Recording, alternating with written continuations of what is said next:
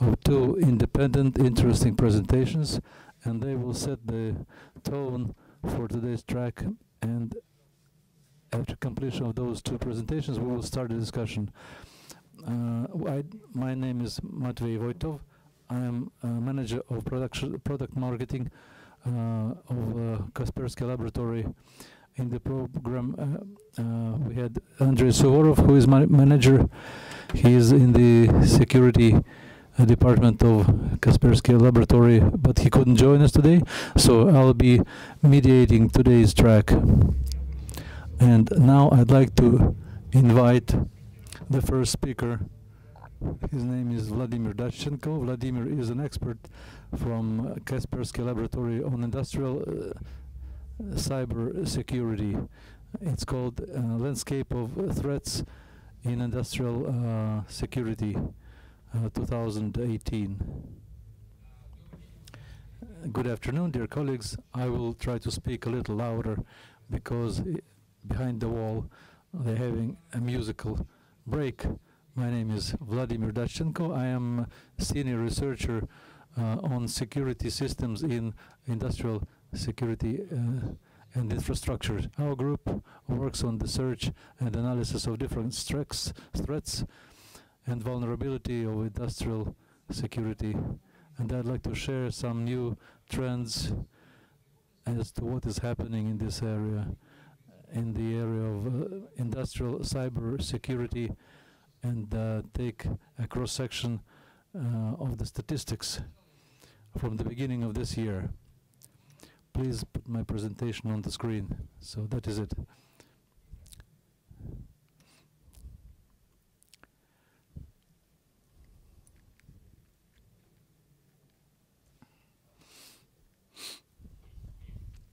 Here we go. I'd like to start from a lyrical digression. In today's world, cyber security, industrial cyber security, and in general of industrial automation, there are two different camps: IT, information technology, and operation technology. Earlier, some time ago, these were two houses that lived across the street, and each wouldn't understand the other, and that was always a problem. IT is a general set of devices like telephones. All those devices were connected, and they had their common threats: phishing, spam, hazardous software. Then we saw OT, which is SUTP, the huge systems of industrial automation.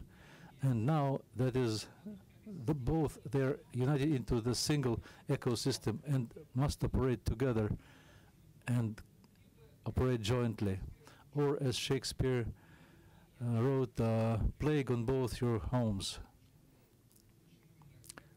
And I will describe what that is happening. So industrial trends in cyber security, in software. We did some analysis, completed it last week, and very soon the analytical report will come out. Today I'll show some excerpts from it. We found out that starting from beginning of 2017, 38% of computers that belong to automated systems were subject to different kinds of cyber attacks. In corporate segment, it's 44%, which must make you think that almost half of computers get subject to all kinds of attacks. If we take a cross-section per month, we can see that in January, where most of the planet was on vacation, there was a decline. So the villains, cyber villains, were also having a vacation. Then there was a surge, and in summer it was up 16%.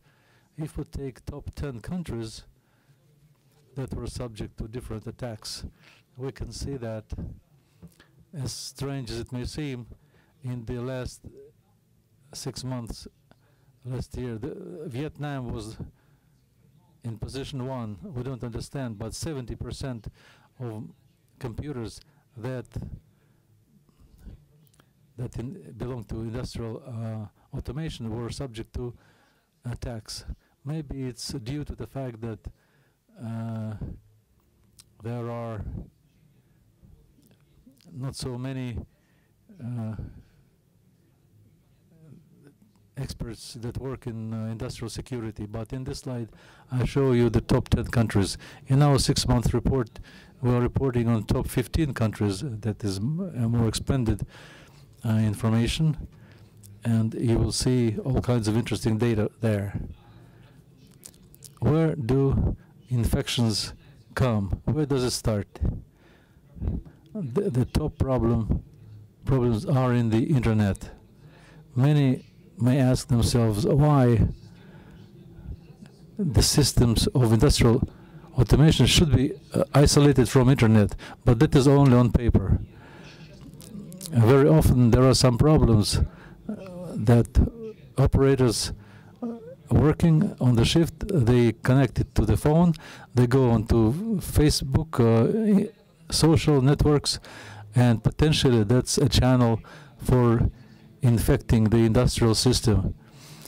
So when they do the audits of information security, we've seen many times how operators' rooms show game servers like Counter-Strike, and operators working on the night shift go online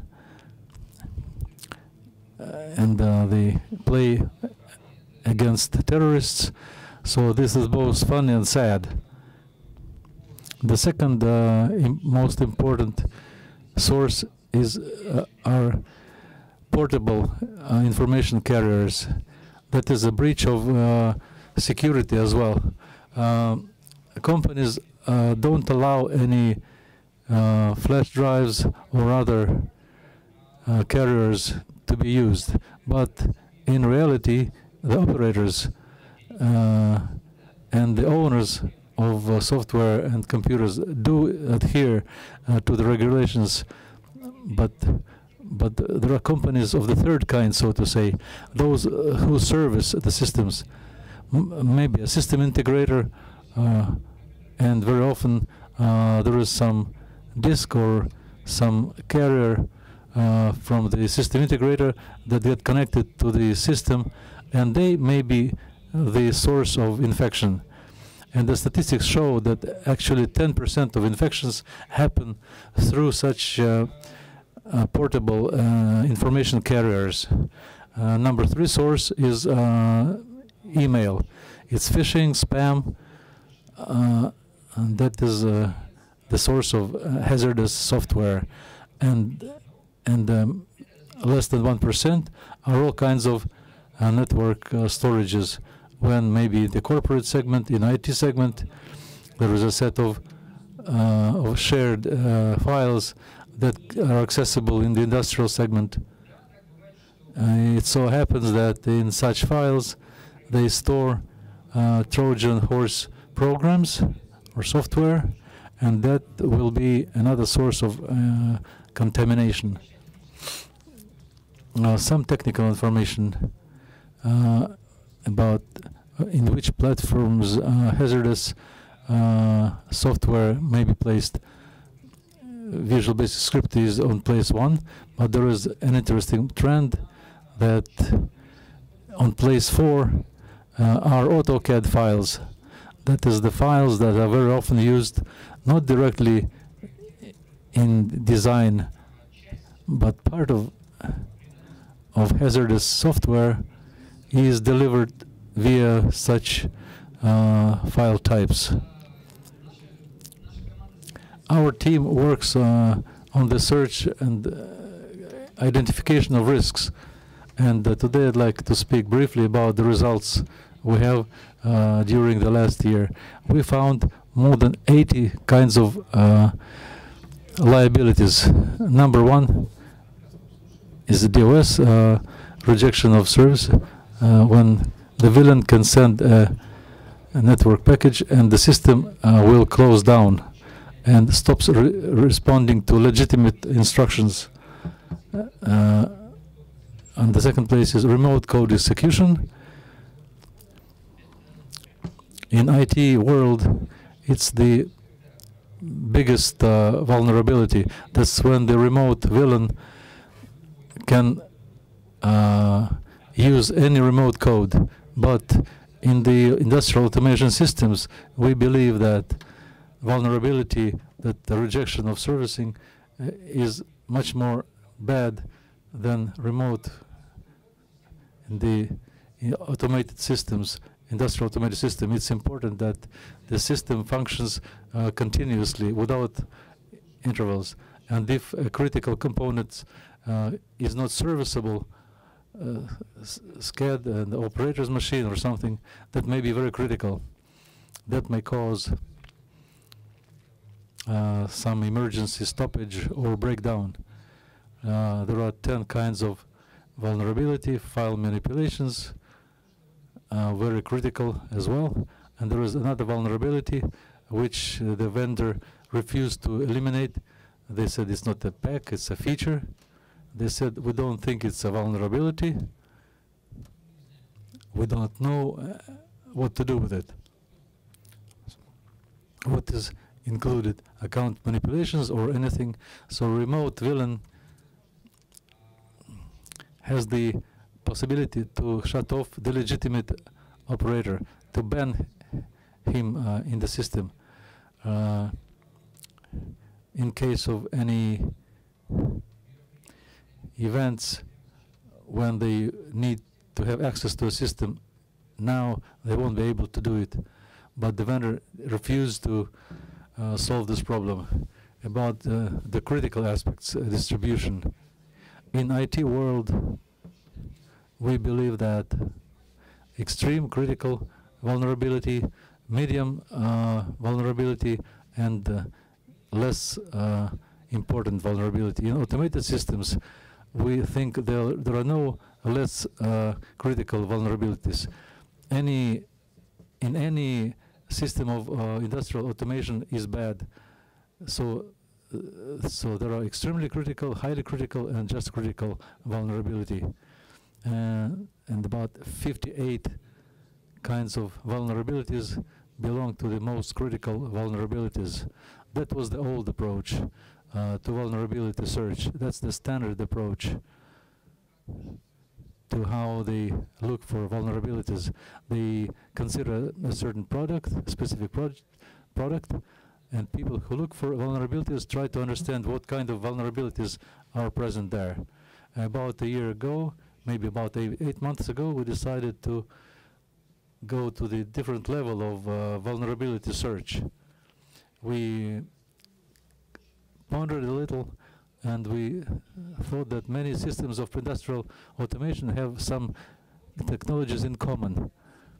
They are used for hundreds of vendors, and our team decided to invest time and resources in conducting fundamental research in security, into security of such common components, and thus we get some improvement in the defense of basic components. That is very important. For example, I can give you an example. Recently, we eliminated one of vulnerabilities. Maybe some people know industrial automation.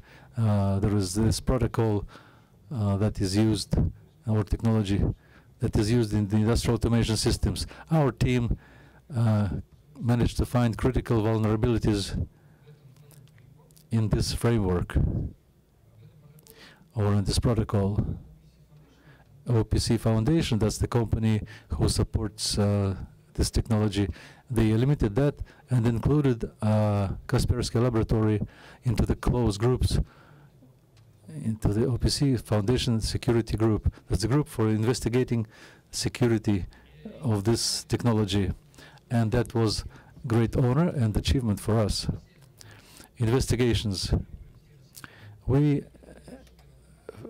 The The first one is the fishing company that started in 2016 that is still going on. We made an investigation, published the data. I will have a reference further on. 80% of companies that got attacked more or less belong to industrial companies, and that's a big problem. We found out that there are similar technologies with another company that was, I think, with another campaign that was,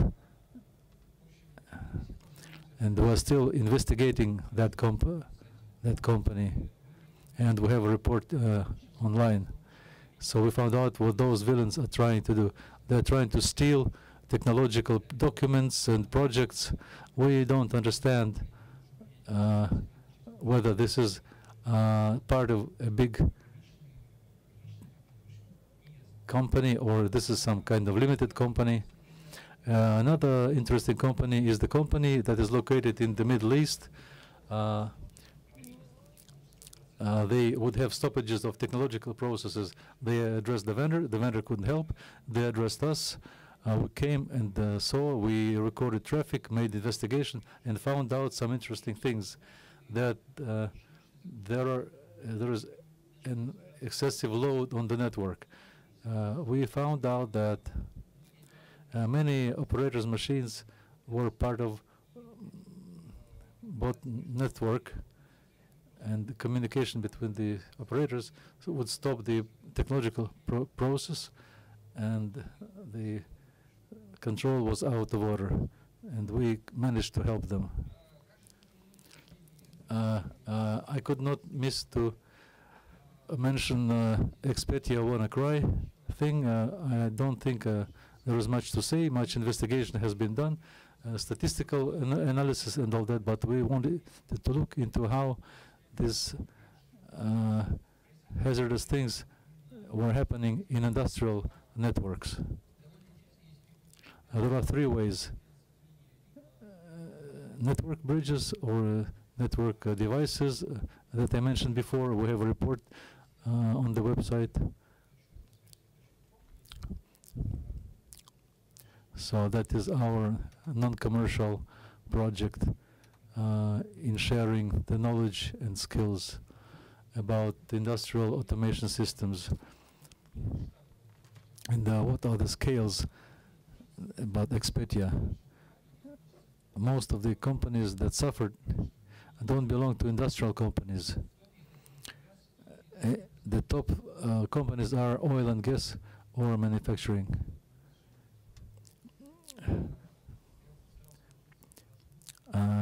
I tried to squeeze it into 20 minutes, and I think I managed that.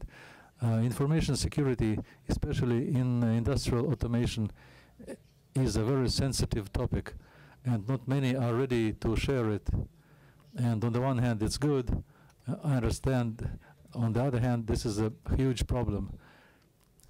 And in order not to be among people who have suffered from Petya or WannaCry, we should share information and skills. We should spread the knowledge. Then my personal opinion is that sharing knowledge will help us to be protected and remain behind the shield from different cyber threats. Thank you. If you have any questions, I'll be happy to answer.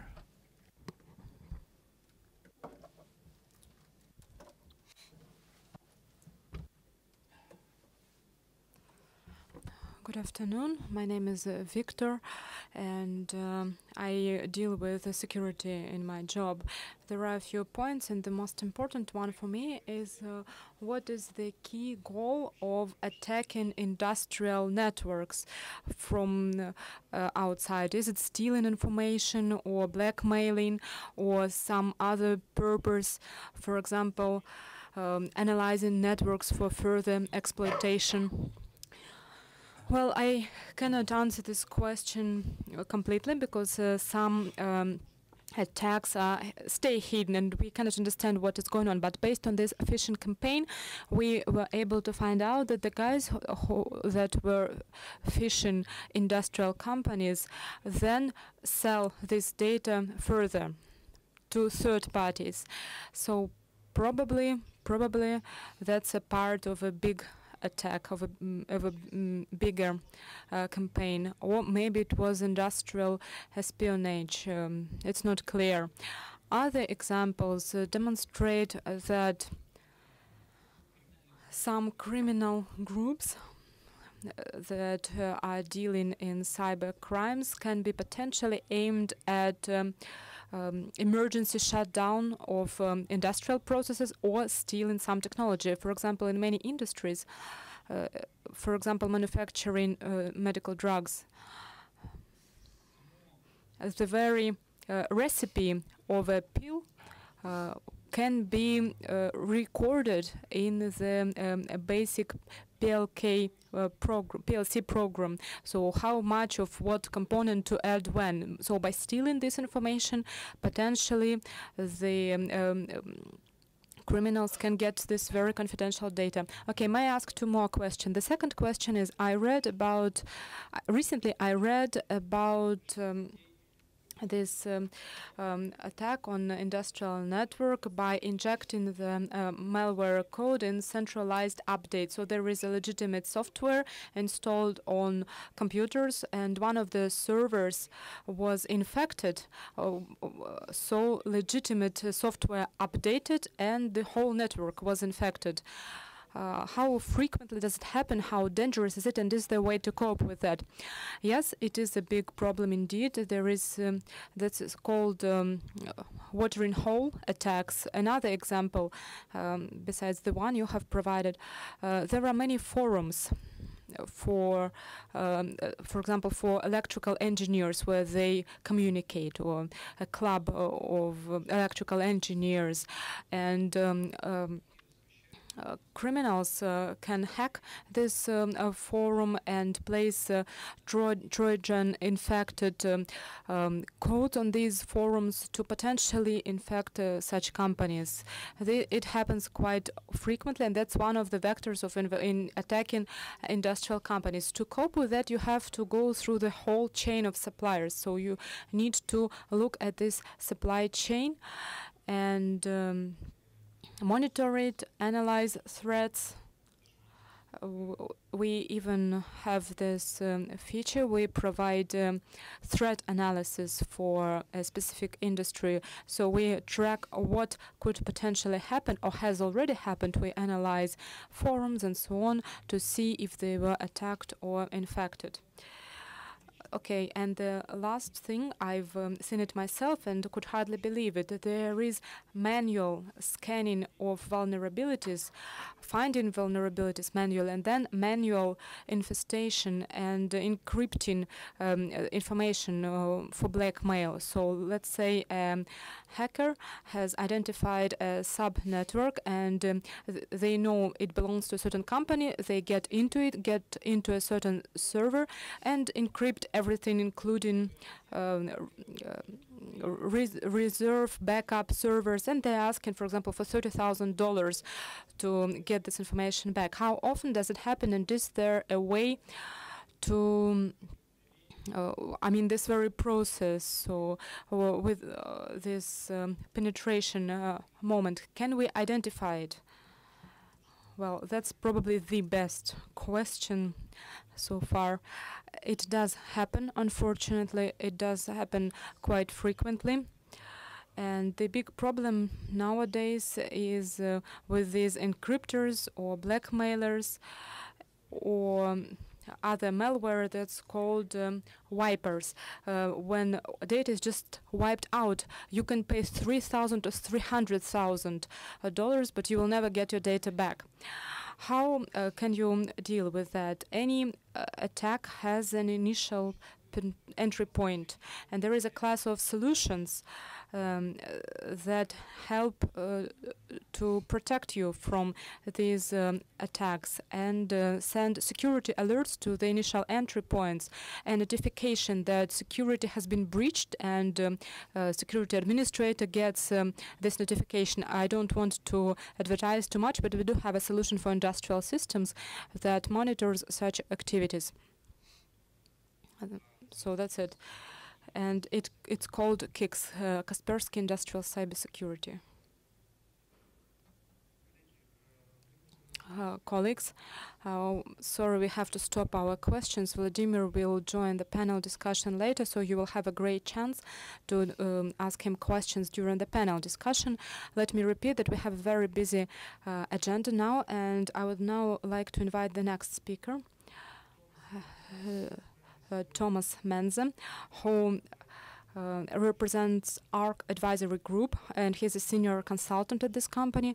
Maybe most of you haven't heard much about this company, but nevertheless, ARC Advisory Group is a global leader in market research of industrial automation markets. You know Gartner, ADC, Forrester companies, so ARC Advisory Group is on the same level, but this company specializes on industrial markets. And I would also like to say that Thomas's speech is going to be in English, so if you haven't yet taken simultaneous translation devices, please do so now. And Thomas will be talking about current view of global industrial security. Thomas, you're welcome. So, dobry dzień. Меня зовут Thomas Menze, but извините, я плохо понимаю по-русски. Sorry, I don't speak Russian very well. The good news is we have these, my slides, please.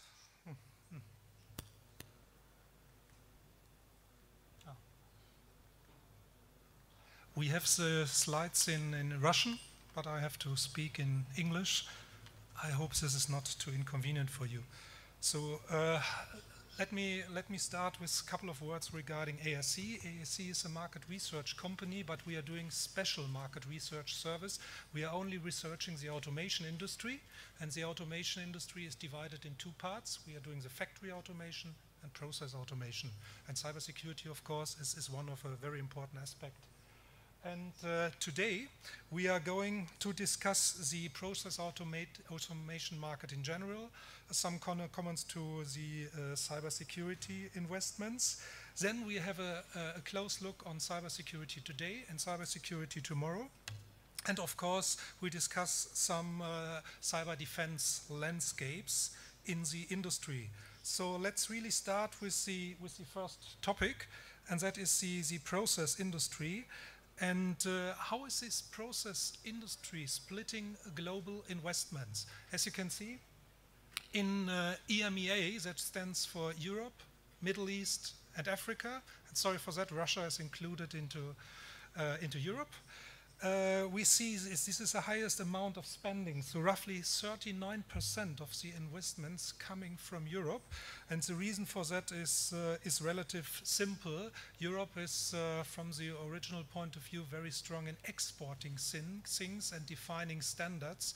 So many things are developed in Russia, developed in Europe, standardized in Europe, and then spread all over the world. That is the reason why the process automation investments are so high here in Europe. So next slide is then really the process automation market, and I splitted the process automation market a little bit up. I started with the sensors and controllers on the bottom here. And on the other layers, we have the HMI systems. HMI stands for human-machine interfaces, and the MES software parts. And you can see in total, it's really a really huge investment. It's more than 31 billion. And these 31 billion obviously need definitely protection. And the question is, how good is this protection, especially if we are going to talk regarding cybersecurity?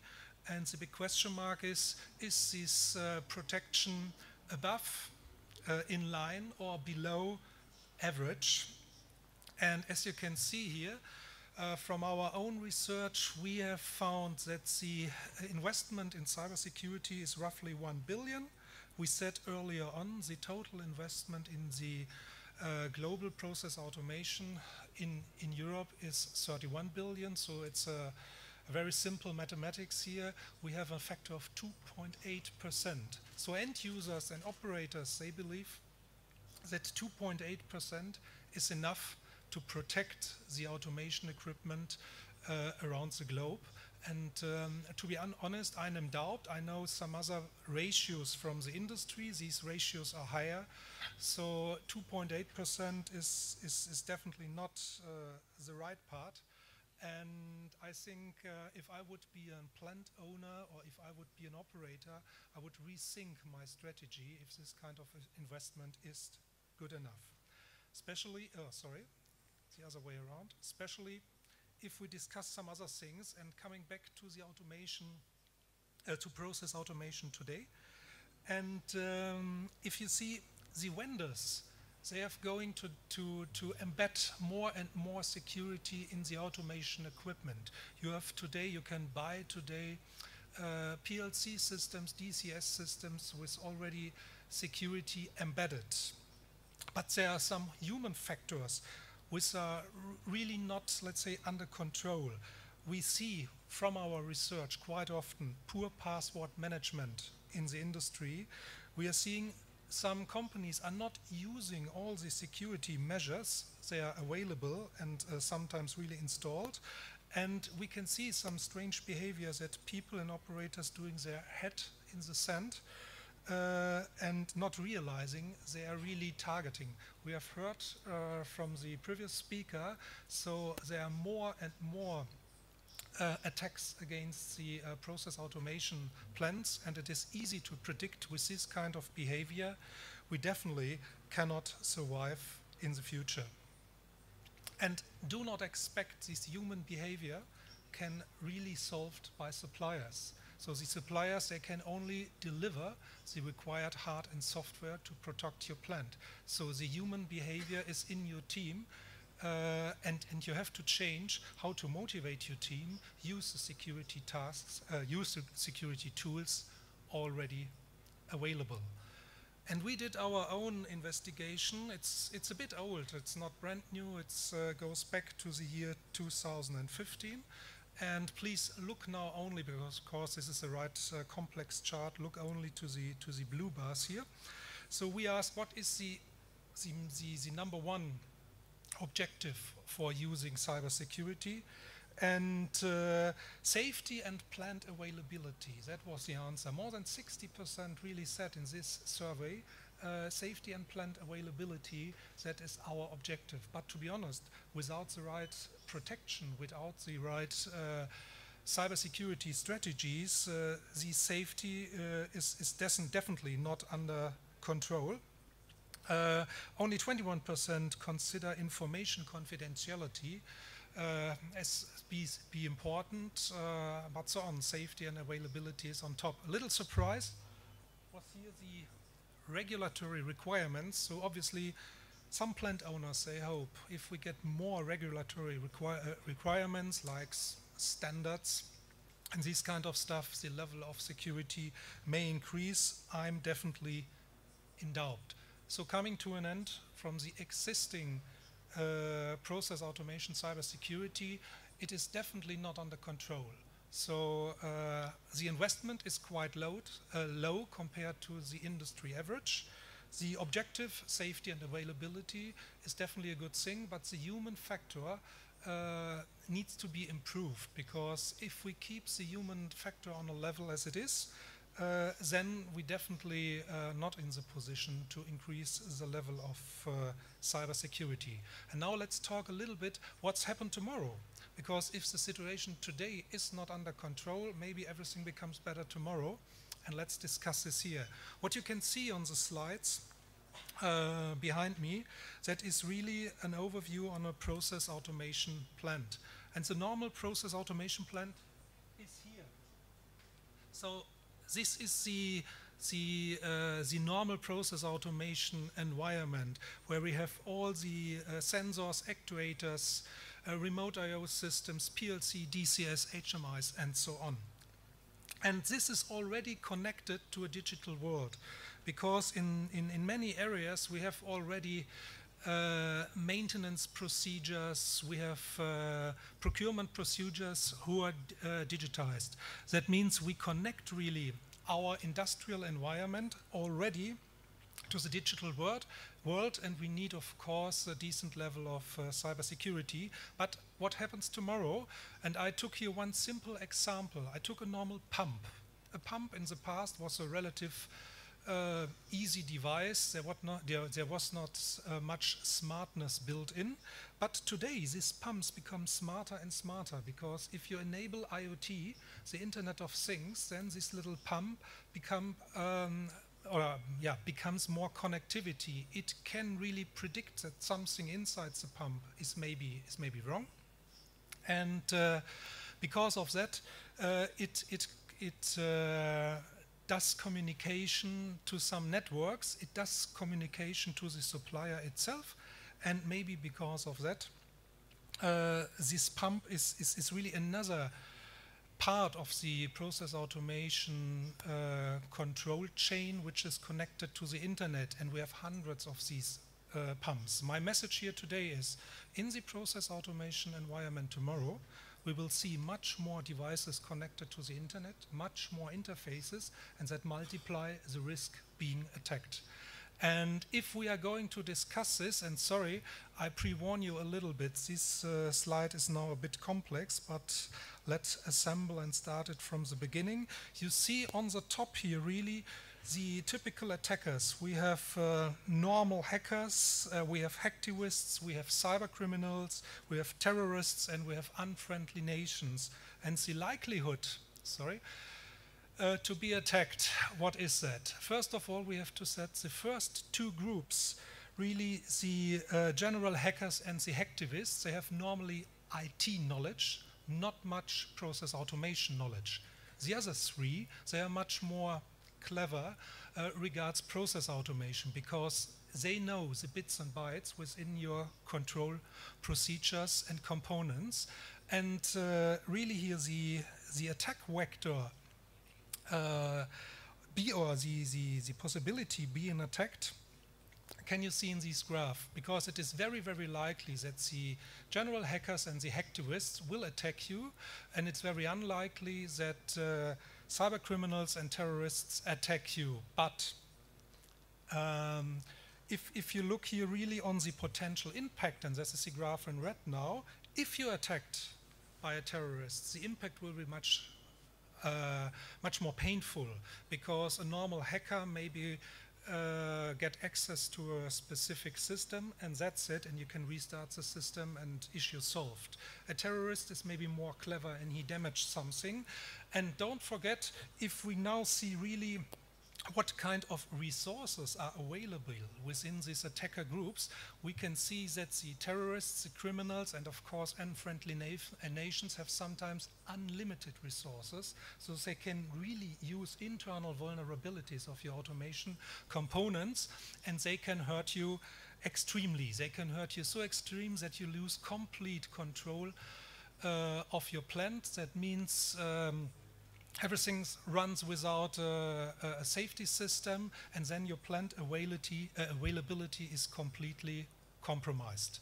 And don't forget, maybe you thought now, this is it, this is end of the story. It isn't, because we have to think about unloyal employees. Sometimes in your company, some employees, for certain reasons, they convert into hacktivists, or at least in some cyber criminals, because they are unloyal for certain reasons, and they have definitely internal knowledge, and if they start manipulating your process automation setup, then you have really issues. So with other words, you need protection from the inside and from the outside to achieve your objective, and objective was availability and safety of your plant.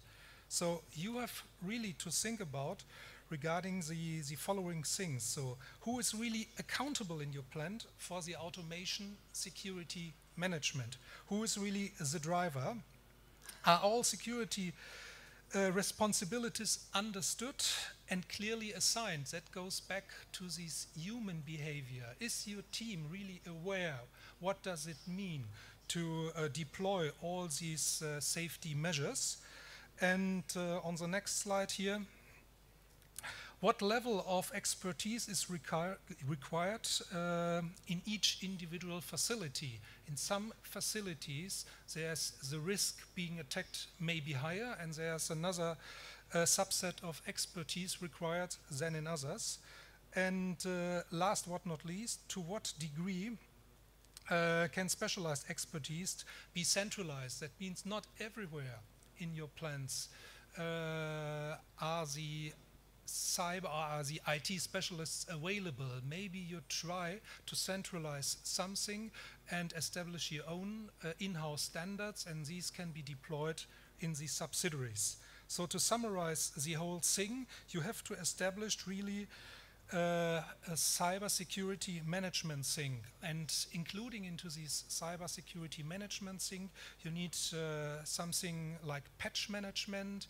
You have to have a fully functional backup procedure, data restoring, and this kind of thing is really required. But at the end of the story, nothing or everything is nothing without the security awareness of your team.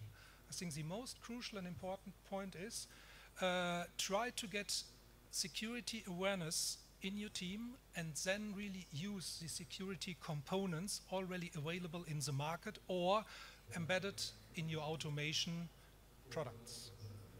So that is it in a rush. And again, sorry for doing this in English, but my Russian is terrible. What's next? Questions or? Dear colleagues, if you have any questions to Thomas, you are welcome, and also you will have a chance after the session.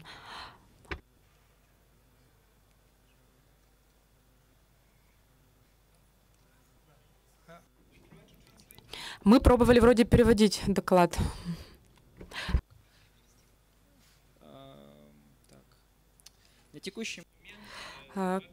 Currently, the costs of cybersecurity are around 2.8, as you said.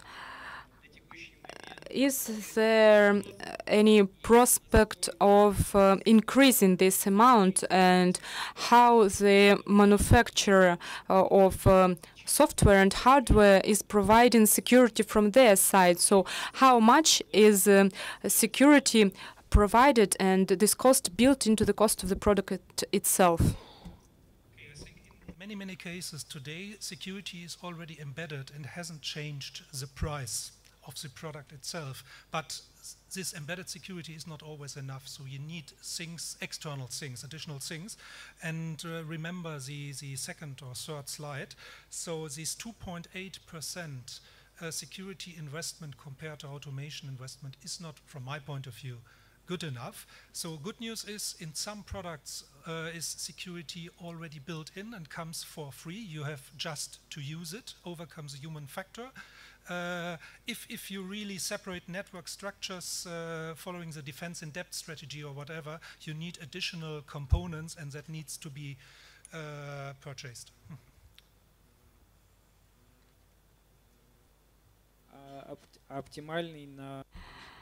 And what do you think is the optimal level of spending on cybersecurity from this point of view, and whether these costs of cybersecurity include employee training, or is it just some kind of software things and stuff like that? We are going to discuss cybersecurity costs. I'm talking regarding hardware, software, and services is part of the employee training. So I think we need an investment, a decent investment in the level of 4 to 5%, because with that we are meeting the industry average. And I have a much better feeling than if we spend a decent level on training the employee, being aware, then we are doing the right thing. Thank you.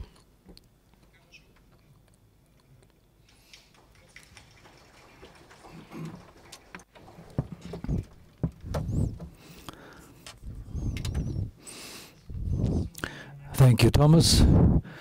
That was an interesting report and a new look at the subject. Now let's proceed to our panel discussion. As I promised, I'd like to invite Evgeny Valentinovich Kaspersky, Director General and founder of Kaspersky Laboratory.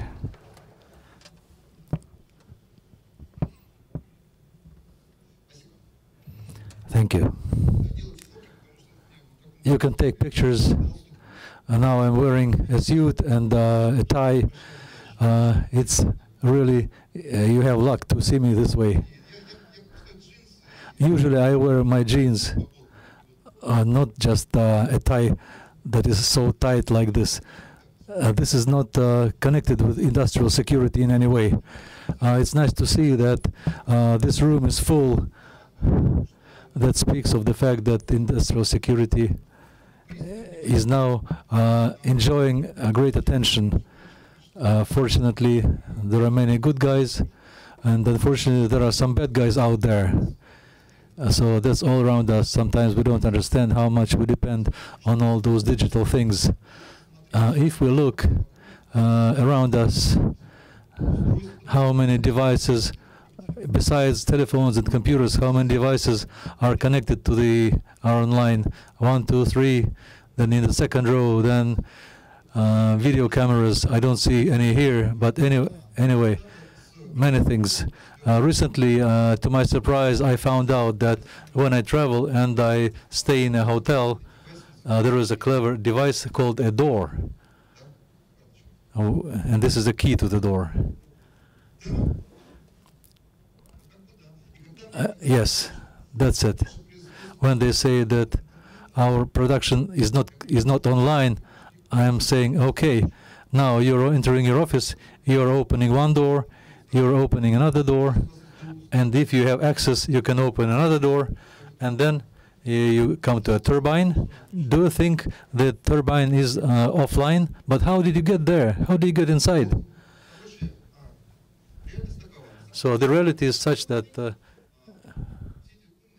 networks, clever devices, are good things. About 2 years ago, there was a very indicative event that the number of smart things exceeded the population of Homo sapiens.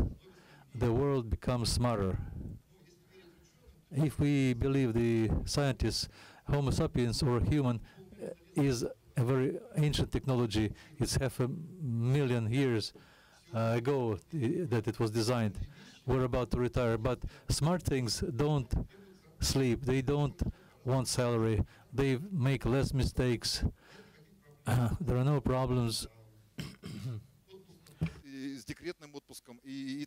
Paternity leave and so things work better than humans, more reliable and cheaper and faster in production.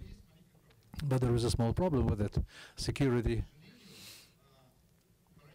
Unfortunately, the paradigm, I don't know what is the right way to say it in English. There are two things like safety and security. Do you understand the difference?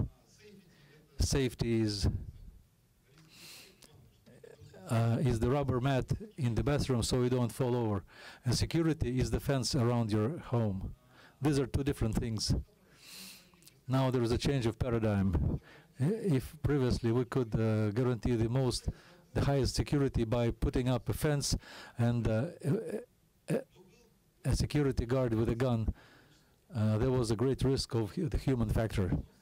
So the mistake was done mostly by the person inside. Now it's the other way.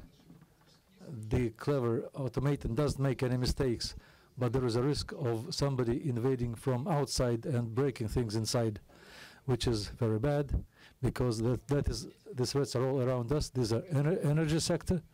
What happens if you have a blackout? What if that lasts for a long time? We cannot charge a smartphone. We need to recharge our phone. That's a calamity. If you cannot put a picture into Instagram, so number one, energy. Then second, transportation, telecom, finances. Finances is also critical. Medicine, production, and all the rest. All that depends on digital things. But unfortunately, it's not very secure. So we have much work ahead. I am happy to see so many people here in this room. That means that we have good prospects and we have hope. We'll be safe, but we need to work for that and work a lot. We have to redo everything, almost everything, and sometimes from scratch. The good part of it is that in Russia there are many smart brains and hands that can do it in cyberspace. In other countries, the situation is not as good, so we need to give them some help. But that's the topic for the next year, because export of services in industrial security, why not? There is great potential for the development of Russian business. With that, I am now about to miss my plane. That's another thing. Recently, a pilot I know told me, do you know what's the difference of Boeing and Airbus? In Boeing, the pilot is more important than the computer. It's not that the Airbus has a joystick and Boeing, the computer in Airbus makes the final decision. But why are you afraid? So they fly okay. When you drive a car, do you think you do the steering if you have a modern car? Some people have the handbrake. Who has the button brake? Very few. And I still have that one. So with that, I'd like to finish. Thank you very much. And I believe you will derive the most important information from this event that will help you and your business and your company more reliable and safe, and help all of us to save this goddamn world. Thank you. Good luck. Bye-bye.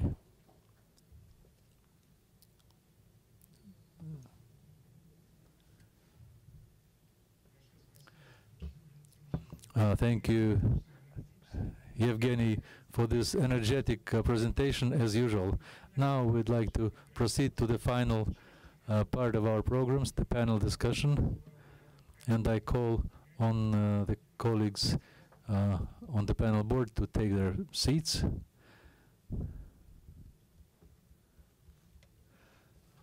Коллеги рассаживаются. Несколько слов согласно сегодняшнему составу. A few words about today's panel team. It's a diverse one.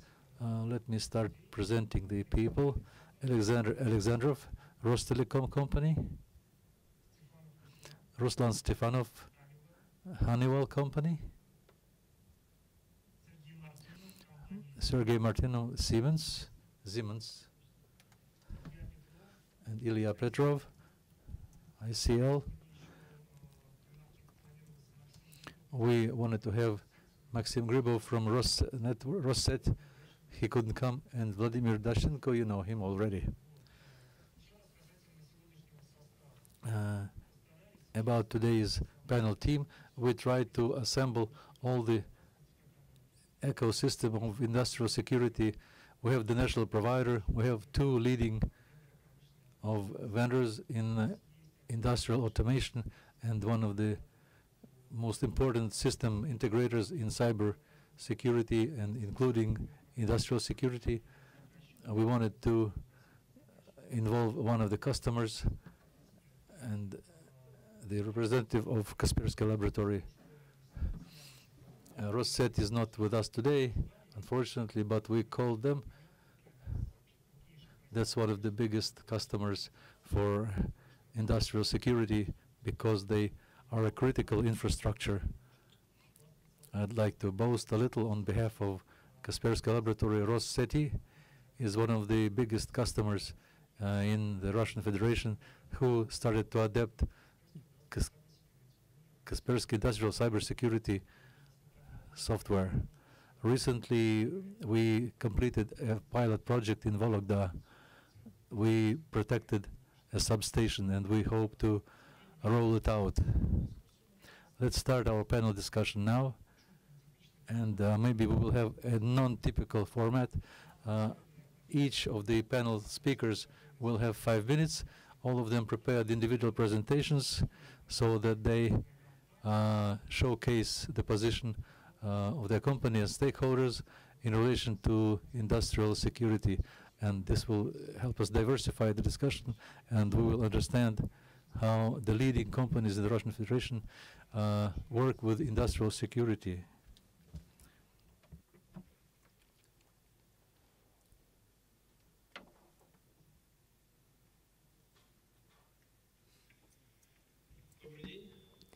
Good afternoon. My name is Alexander Alexandrov, Rostelecom Industrial Internet Office. First of all, I would like to thank our colleagues from the Kaspersky Lab for organizing this interesting discussion and for inviting me to participate and talk about the changes that happen in the industry and in the social life in general that define the approaches to informational security and using the industrial internet. It's interesting in itself that Rostelecom participates in an industrial trade fair in the roundtable on informational security, cybersecurity. It was hard to imagine a few years ago because Rostelecom still is providing communication services, telecom, but now the areas of our interest necessary for successful operation has become much broader. A few years ago, maybe 10 years ago, you could say that we started learning, and we learned how to be not just a telecom provider, but also provider of services for cloud computing and data processing centers. We rebuilt our infrastructure to work with increased amounts of traffic, and now, after these years, we cannot say that we have achieved our current goals and we can rest. No, we have even more goals and tasks for the future. So our company's strategic development program includes areas like industrial internet, informational security, and big data processing. Now, in some more detail about some of the areas of our development. As Evgeny has just said, the world is getting smarter. So new informational flows, new informational technologies, and the mass implementation is just a question of time. We can guess whether it's going to happen in 5, 10, or 20, 25 years when it's going on a mass scale, but implementation of these technologies cannot be argued any longer.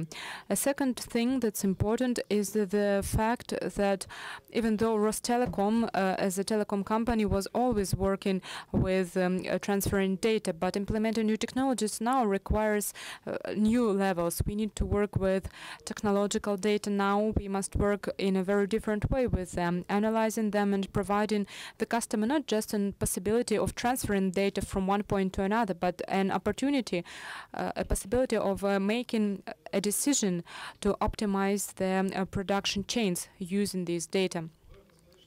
It's important to mention that this data doesn't just arrive in big amounts.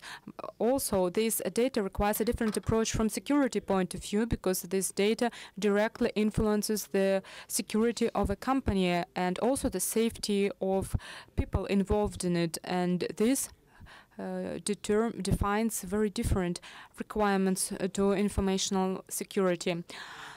What else I'd like to say is it has to do with information chains and moving from the model of using products or goods to the model of using the functions of these products also defines new requirements to creating data transferring chains and the security of this data transfer. We can see that the service model is gradually entering all areas of life, starting from co-sharing, using one car together, and life cycle products for industrial companies. This new model defines the fact that a manufacturer of a certain product not only uses the data and handles data inside their own company, they also use data starting from the idea of this product, developing this product, generating it, and until the end of this product's life cycle at the end users. These long manufacturing chains, of course, generate much more potential vulnerabilities, and this requires more and more resources from product manufacturers.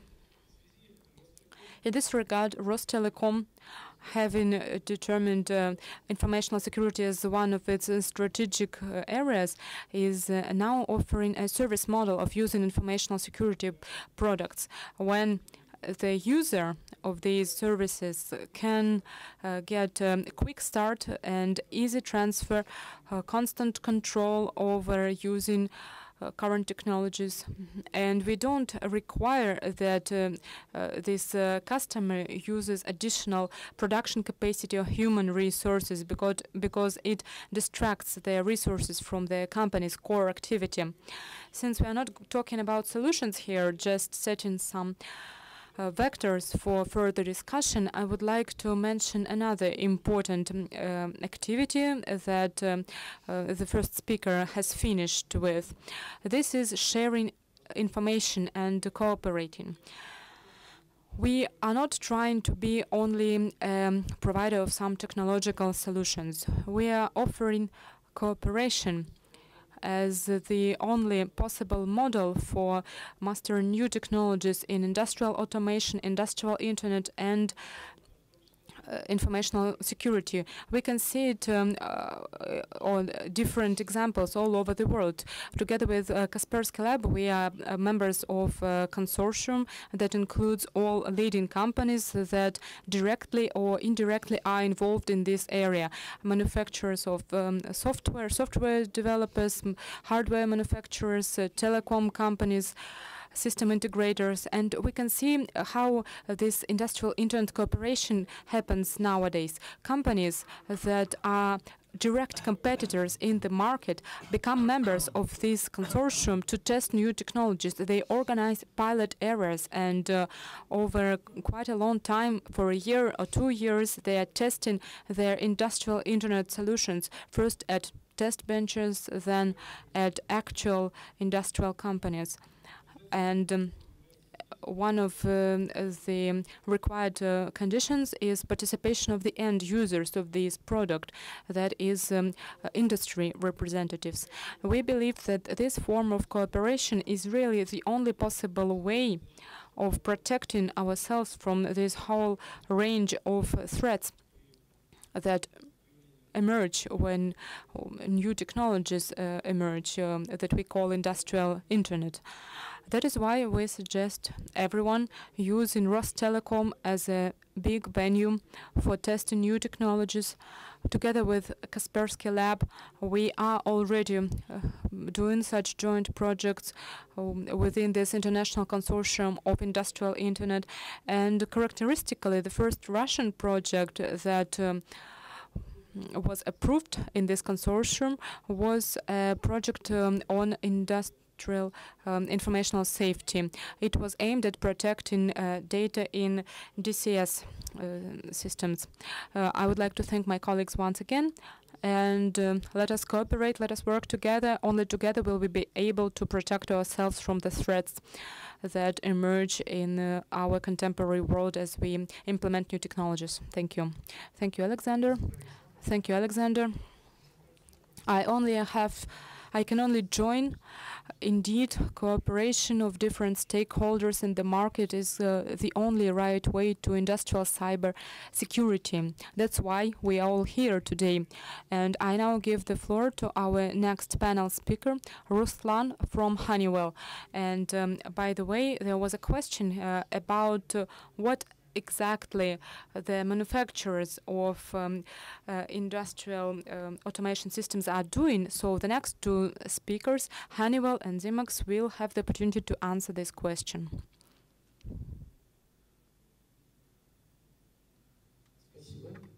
Thank you.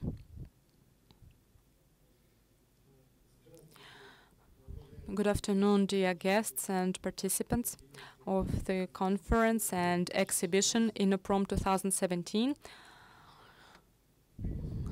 I greet you at our event, and I would like to thank our colleagues from Kaspersky Lab for providing us this opportunity of sharing our vision of cyber security of industrial assets. We don't only have a vision, we also have our own solutions tried and tested to protect DCS of industrial companies. My name is Ruslan Stefanov, and I'm a consultant on DCS protection at Honeywell. Rostelecom has briefly described what Internet of Things was. We understand what it is, we now know it, but do we know the answer to the following question? Do we need to protect industrial Internet of Things? And if we do, why?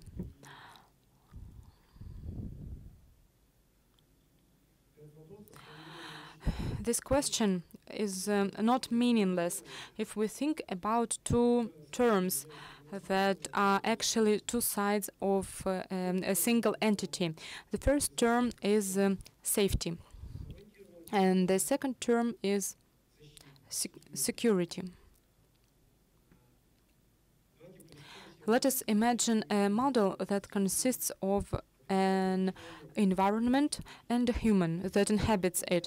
If the environment is dangerous for the human will soon stop being there. To avoid untimely death and get friendly with the environment, there are two ways. The first way is increasing the environmental safety, and the second option is providing certain security, means of providing security to the human. These are two opposites. If we are increasing the safety of the environment, we require less protection, and vice versa. As a result of this approach, we achieve an optimal balance between the efforts of providing safety and the efforts aimed at protecting our assets. The same approach, the same model can be used to cyberspace. Here we have development environments, we have environments for processing and storing data, we have communication environments. On the other hand, we have people, humans who work there. There is software and other agents that function and perform certain actions in these environments. Most people are aimed at maximum safety state. In this state, a person has maximum freedom and minimum risk, which means the person is not afraid to act.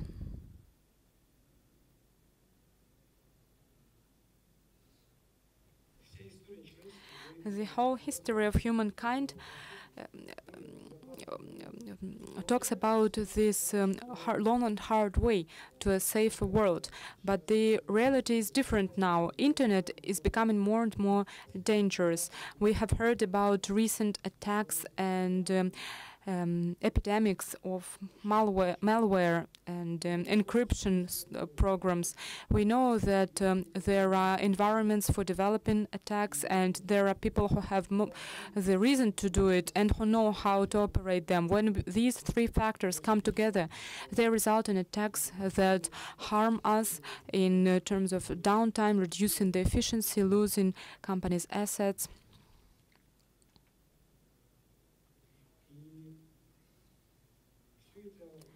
And all this basically destroys this industry of Internet of Things that's only beginning to emerge and has enough problems in terms of lack of shared standards, lack of regulation, lack of human resources, and so on. And it's going to get only worse in the future. According to the forecast, in 3 years, the cumulative loss caused by cyber crimes will reach $6 trillion.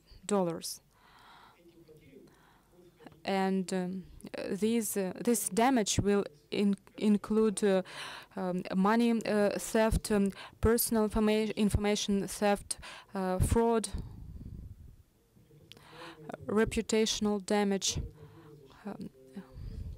again, downtime and reducing production efficiency, the cost of rebuilding it and recovering and investigating the incident.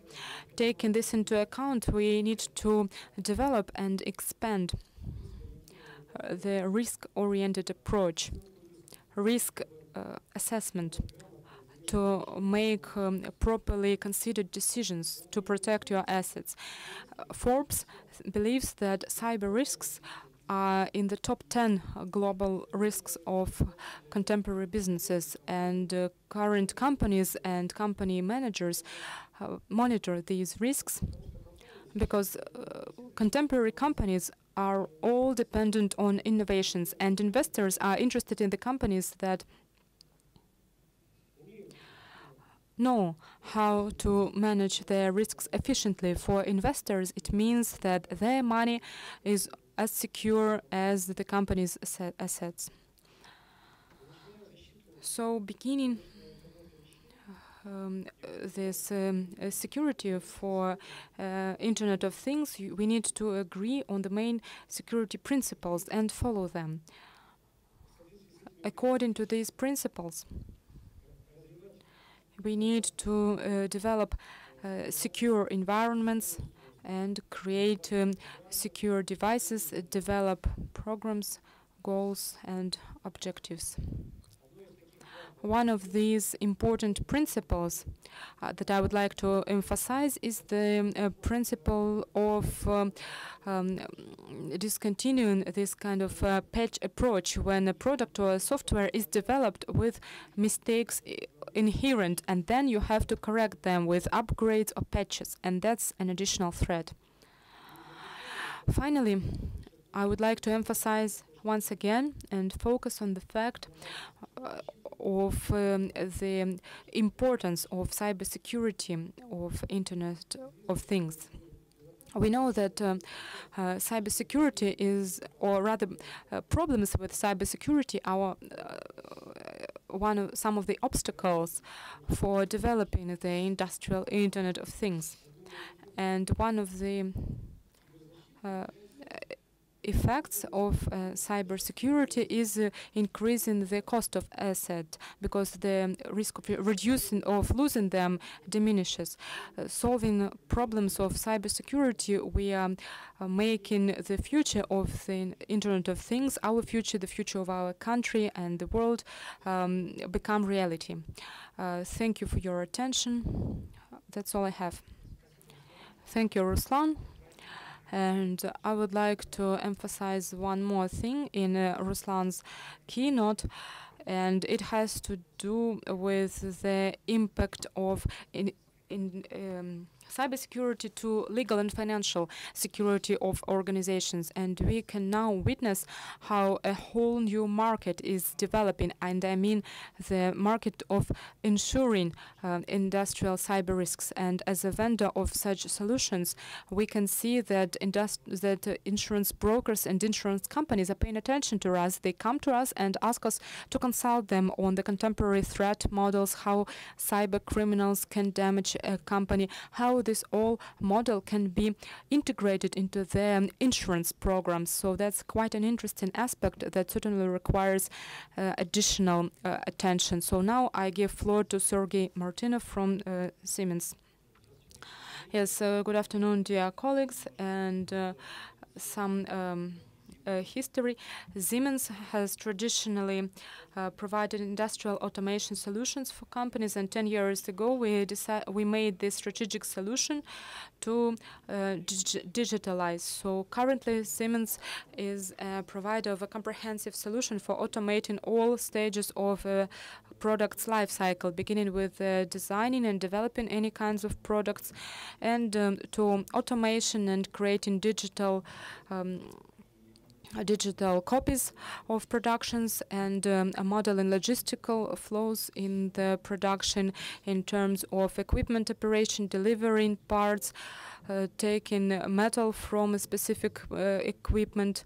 This is all done as a model before it goes into actual production. Of course, we traditionally provide our automation programs that we have developed as our solutions, so we can program PLCs, HMI in this virtual environment, and then we can just apply it to actual production. So we are actually providing the customer with solutions, and we show that they can launch a virtual online production while the actual plant is just being built.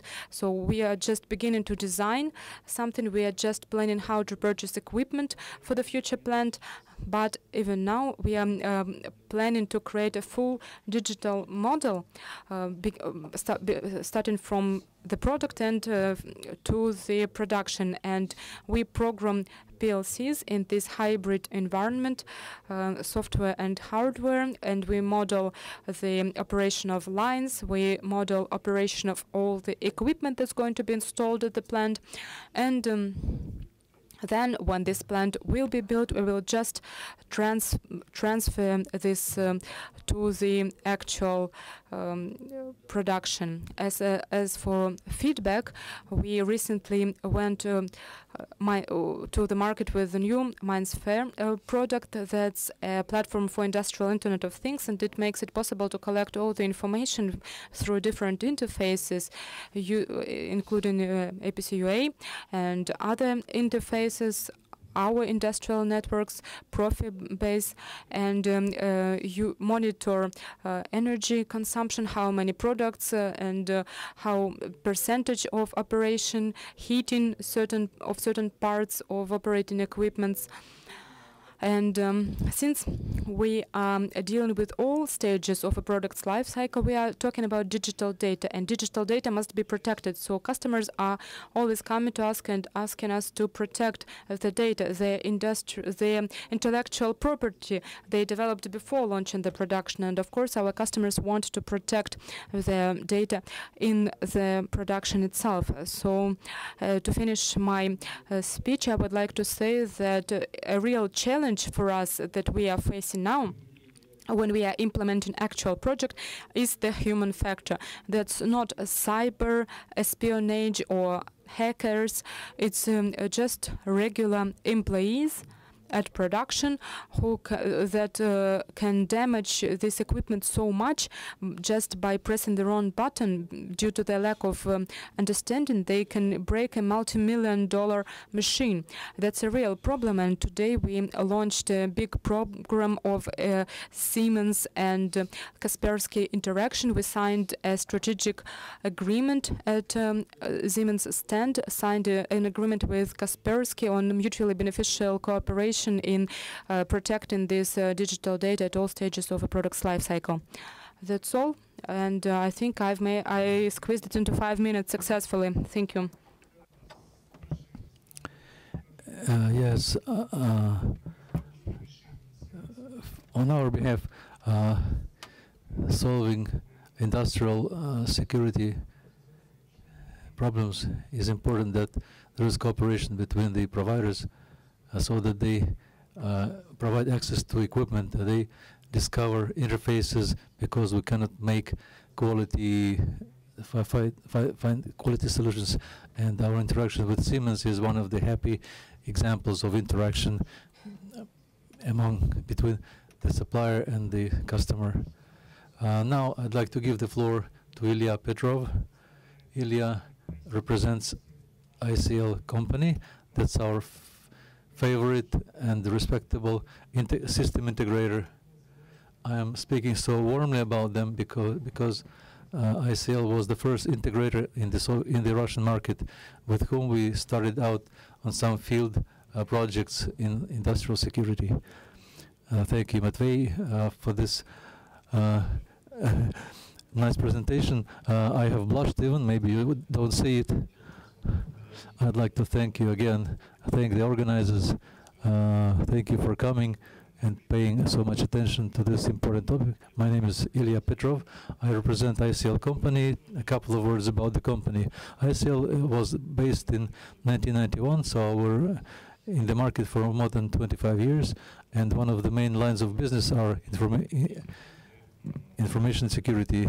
And more than 10 years we've been working on cyber security and information security of DCS, and viewed through the eyes of the integrator. We have on the panel here representatives of different stakeholders, producers of equipment, DCS equipment, and we as integrators of information security would like to speak how we see the security of DSC. Now about the topicality of the problem. Many people spoke about that in a convincing way, so I'm going to skip that. So I'd like to point out just 2 points that are drivers for the development of the market and developing the interest for this topic. Number one is the continuous growing number of attacks and incidents in DCS. Kaspersky people spoke nicely about that, and Petya and WannaCry are the well-known examples that influenced our customers had problems with that. And the second is, which is the consequence of the first point, this the attention of the company, of the country government. That's the presence of regulatory documents on the level of federal laws, federal law number 56, and the bill on the critical infrastructure and the security of critical infrastructure that is going to be adopted. I can give you the good news that last Saturday it was adopted in the second reading. So I think this will be adopted completely. So where we see the problem of assuring the security of DCS, there are 2 levels or 2 groups of these problems. Number one is the technological problem. The second one is organizational. On the technological level, the problems of assuring security of DCS is the specifics of DCS as an object of defense, the continuous operation, assuring the life cycle, and the presence of steering instructions with delays of time, application of protocols and specialized software. All that leads to the fact that, or to limitations in applying the classical information security or safety means. First of all, the continuous operation cycle. We understand that this is, if this is the continuous operation, 24 hours, 7 days a week, that cannot be stopped. And due to that, we cannot upgrade or renew security systems. If we know about the threats and vulnerabilities in the operation systems, but we are forced to wait for some shut-off or upgrading so that we can upgrade the software. That's why there is a gap that creates problems. On the organizational level, first of all, we see that many of our customers don't single out or don't assign a single responsible for the security. There is some functional security and operational DCS, but there is nobody responsible really for the information security, which is bad. And the second aspect I would like to single out is a lack of awareness in basic things in information security. Very often operators at workstations don't understand why it is bad or not correct to use their own flash drives or any removable disks into 3D modems or go online, and what can be done about it. So we singled out three main lines in the technological part.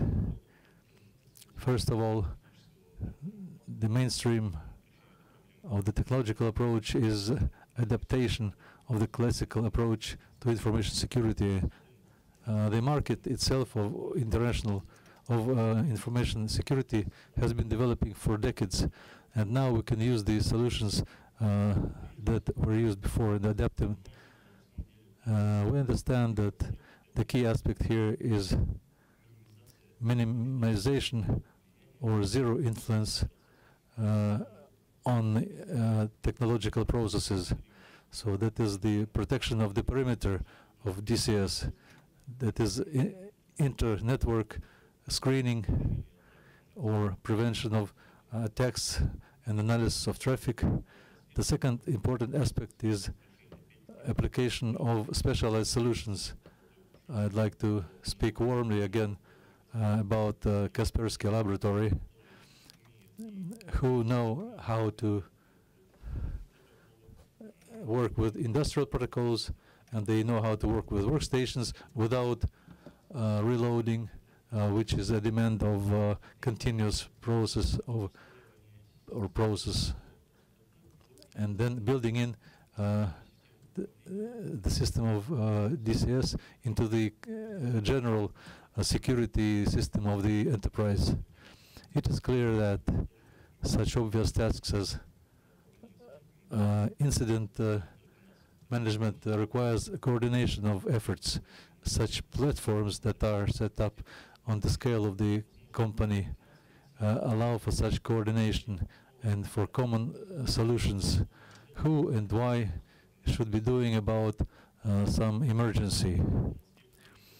Such aspects as evaluation of the correspondence of the requirements, and in different companies there may be different requirements. In some something is being used, something is not being used. There may be a point where this data or knowledge may be stored, and we can be planning our further actions for developing information security. As to the organizational aspect, everything is pretty obvious, and we have to talk about it. This is first of all assigning a single person responsible for this security. That person has to be the authority and the regulations, what he or she can do. So some lack of coordination of IT and DCS, and people need to be trained, and the administrators need to be trained in principles and basics of informational security. That's an important aspect that was touched upon by my colleagues. And the last slide, we wanted to speak about the role of information security integrator in projects that I was speaking about.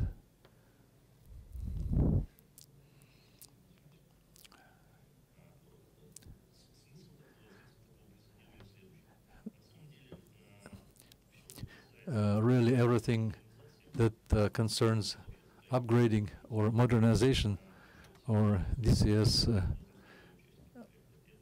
includes different aspects of the projects. This is the vendor of devices, of DCS, of software complexes, and integrators of DCS, and the developers. Each of them have the tasks of their own and their own approaches, and in order to assure effective implementation of a project, we need effective interaction of all those parties. And the first task for an integrator, and what we do in projects, is the role of the connecting agent, and we don't forget about the customer.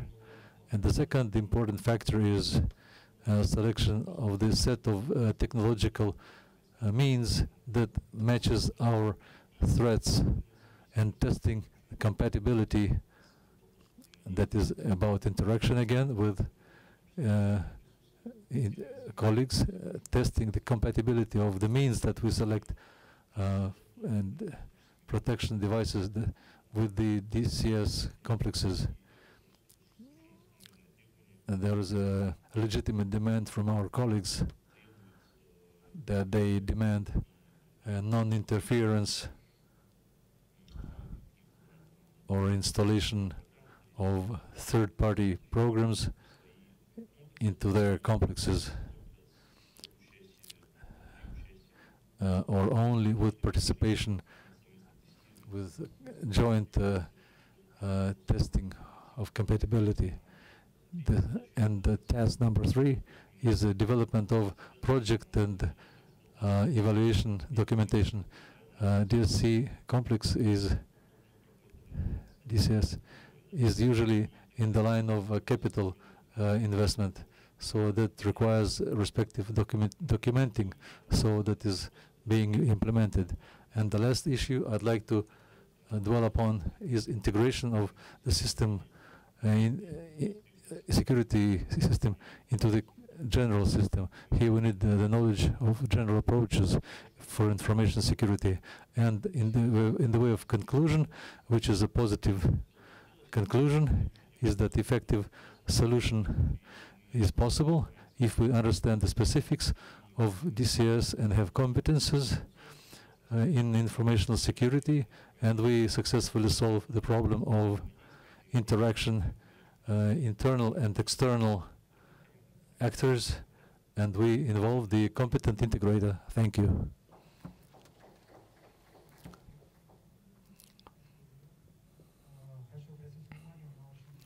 I'd like to draw attention to an interesting point.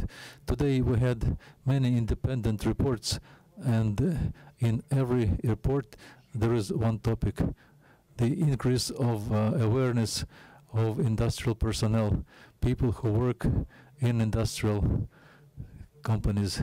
We in Kaspersky we can confirm that increasing awareness or increasing the basic cyber hygiene before you make solutions about integration of specialized or non-specialized cyber security means the best thing you can do to conduct training of personnel. And that is the position of all the panel speakers and the previous speakers, people who are responsible directly for industrial automation. In most cases are professionals, and they know how to program controllers, and they know ESCAD and ESP, but the computer awareness and as users of Windows, because that's used in most of CAD machines, and so the knowledge is low. So the best thing you can do is train people on the shop floor level. Yes, Matvey is right in saying that. Good afternoon again. I don't have any slides. I'd like to continue the discussion. There is a problem when we speak about protection, and the characteristic feature of such panel discussions is, or high-level conferences, when many colleagues get together, professionals get together, and they say, yes, we need to protect, and we protected that, and we protected this. That's great, but there are problems, or key problems. I can give you examples of that. Our team is looking for problems of vulnerability. We report some vulnerability problems. That is, one party is trying to make the world more safe. The other party is trying to remove some risks of security, but there is always there is the human factor, not only in factories where people make decisions about pushing the red button or not pushing the red button, but there is the human factor that makes decisions. Is something a risk of security or not? This is about interaction of people who are looking for security problems and who make the world safer. People who produce industrial safety things and design SCAD and other products. I'd like to ask my colleagues and the representatives of vendors. I think you get reports from different vulnerability problems of your products because there is no ideal code. They're always vulnerable, or any solution may be vulnerable. My question is, do you have any policies about handling such vulnerabilities? How do you remove that? Because this is a pressing issue for many companies.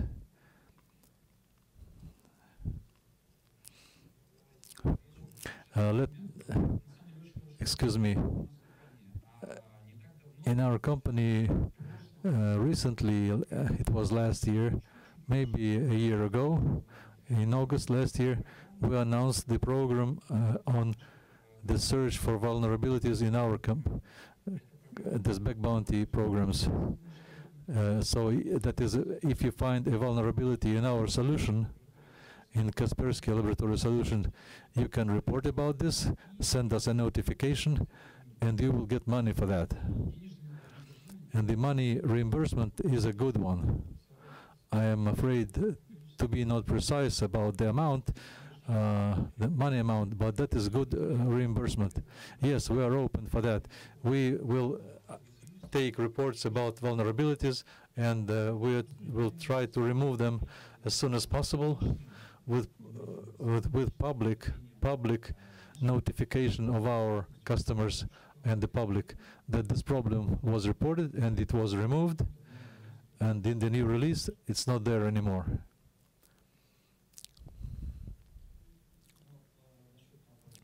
That is about Siemens. Siemens in Russia, we have here a large department that is working for cybersecurity and removes all the incidents on a short term in our customers that we support, who we support. That is, the response is that if we have a contract of Siemens for the support of industrial automation that the customer bought from us, the problems will not be there. And the second part is updating of patching. We cannot avoid any bugs in the systems, even in technological controllers, and even the program software that we offer for automation of processes. Of course, we will produce maintenance packs and provide them to our customers. So these are the preventive actions we take.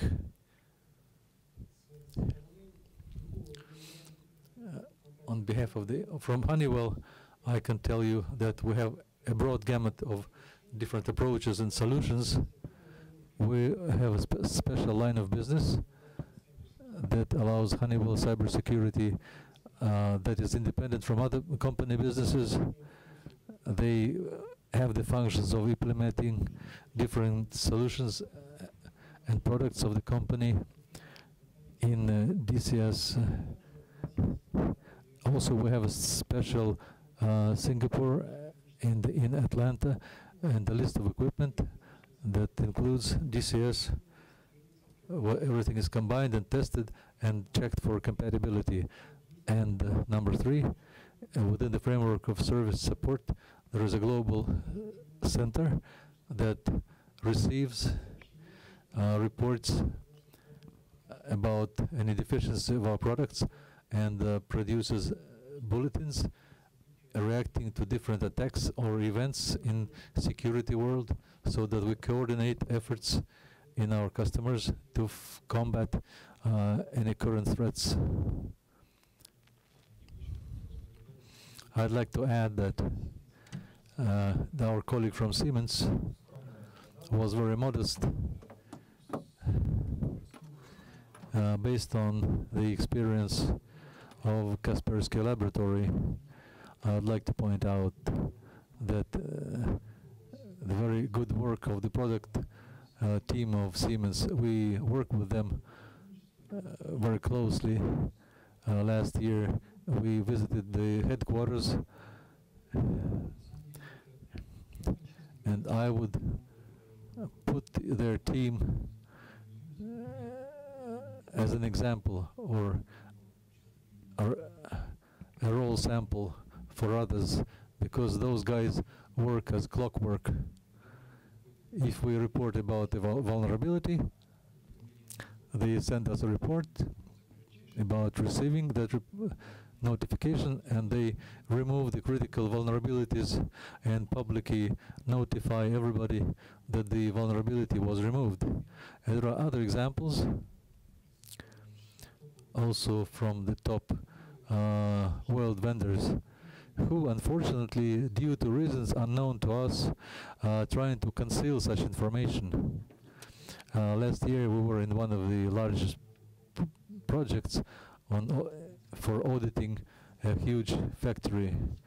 We found a critical vulnerability that was that could be tracked down to one of the vendors, but the response was they said, "Thank you for that report, but we're not going to talk about it." We said, "How come? That vendor is selling around the world in all continents except Antarctic." They said, "We have a distribution network. We can privately notify our customers, and that will be hush-hush." We said, "No, the concealing information is not a good approach. That's wrong. You should say, yes, it's fine. There are problems, but we know how to remove them, and this is what we do." And this is the justification. I would like to point out the great work that Siemens is doing in that respect.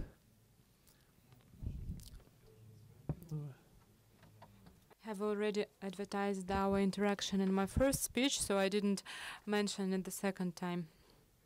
Yes, thank you, colleagues, for this praise. We are a little bit behind the agenda, but I'm happy to see that you are still here. I think it demonstrates your interest, and dear guests, I think it's the best time for some questions. We have a unique setup of speakers on the stage, so please ask your questions now. Our long-time listener, microphone, please, colleagues.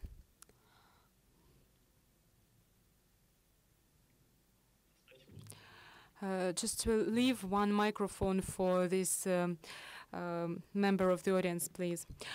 I have a question that's a big concern for many manufacturers, specifically in terms of security solution providers. So we are using different equipment, machines, automation, that's all fine. But there are some very obsolete solutions that still exist. For example, in Chelyabinsk there is a press that is going to be 100 years old soon, and it's still working fine.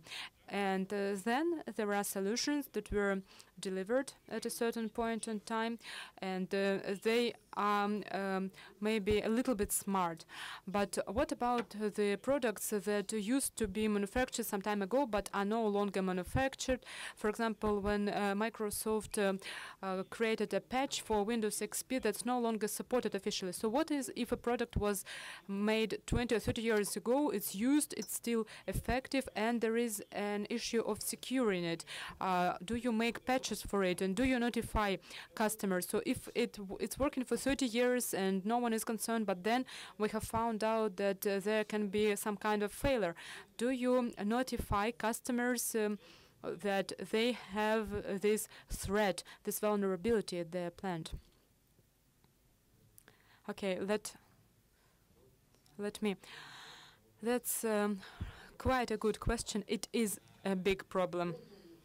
May I tell a little bit about it? Okay, I will talk next about another vendor. It's like in this Soviet cartoon when you first have to run after an animal for half a day to make a photo of it and then chase it to give this photo to them.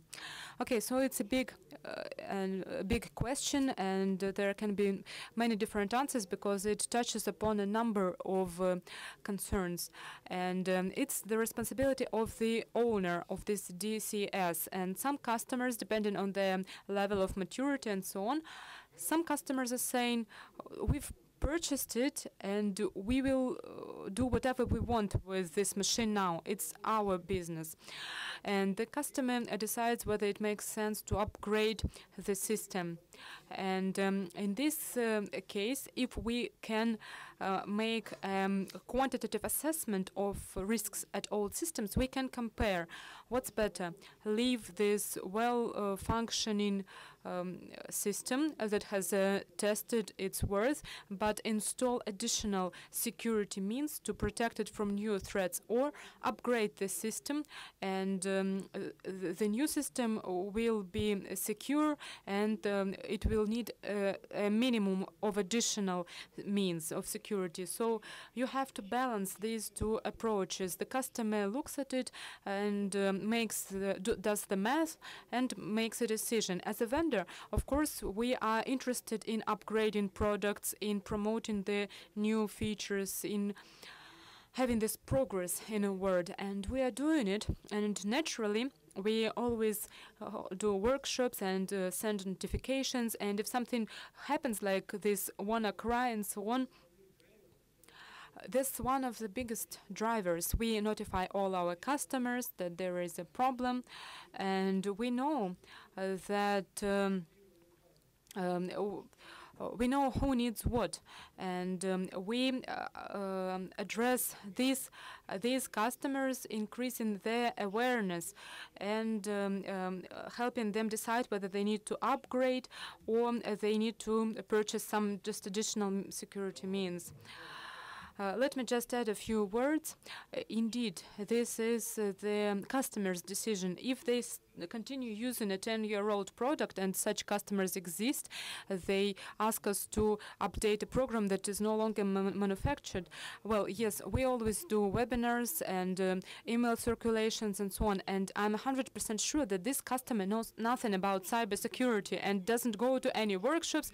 It used to be great 5 years ago, and then just something broke, something is not working, and they found out that now we are using new products and decided to upgrade. But the level of customers' awareness and moving to this new version is their decision. Of course, we make a lot of effort to inform customers about new products. I would like to add that you cannot survive on just workshops.